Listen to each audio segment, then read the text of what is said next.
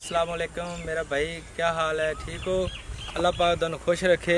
अज के मौजू से असीं तुहाडे नाल गल करनी है कि जेहड़े बेली मायूस ने ना, जेहड़े दोस्त कहते हैं कि बड़ियां दवाइयां खा लियां ने, दफ़ा करो, थक गए, अल्लाह ने औलाद देनी हुई दे देसी, अल्लाह के इख्तियार विच ये सारी जो भी चीज़ है ना कायनात के अंदर, सारी अल्लाह पाक के इख्तियार के विच।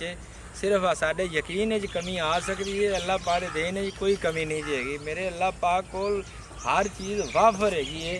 अल्लाह पाक ने आदे महबूब बंदे वास्ते बेइंतहा नेमतां नाल नवाज़िया है, तो फिर उन्होंने इस दुनिया से गलाया है।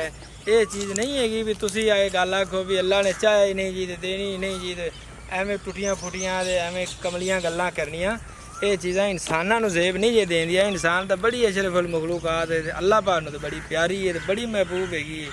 इहदे उत्ते इन्ना राज़ी होया, इन्ना खुश होया, इहदे बनंदे नूं इन्ना इश्क है अल्लाह दी ज़ात पाक नूं अपने महबूब नाल।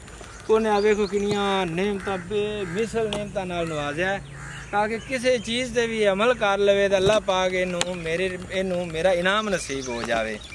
तो मेरा भाई ए शरीर का दरखत खड़ा है, आ फलियां वेंदे पै जे बेभा फलियां लमकियां हुई जे।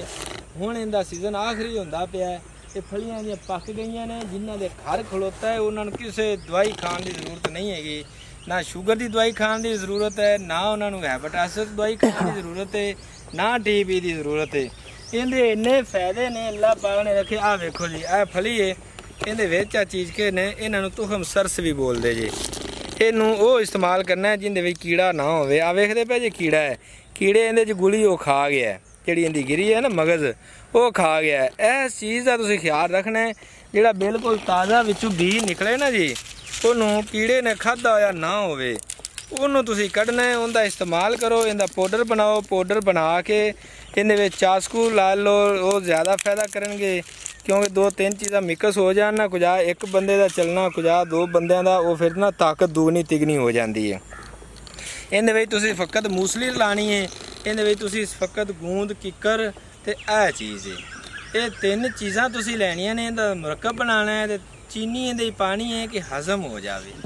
चीनी का इस्तेमाल, कोज़ा मिश्री का इस्तेमाल कराई दा कि चीज़ां जो हो जांदियां ना थोड़ियां जी मुगलज़, तो फिर कब्ज़ भी करदियां ने। इहदे विच कोज़ा मिश्री का मिलावट करनी है, बिच 2-4 ग्राम लाची पा लैनी, 50-50 ग्राम इनका इस्तेमाल करा जे। सुबह शाम अद्धी चमची दूध नाल इस्तेमाल करा जे।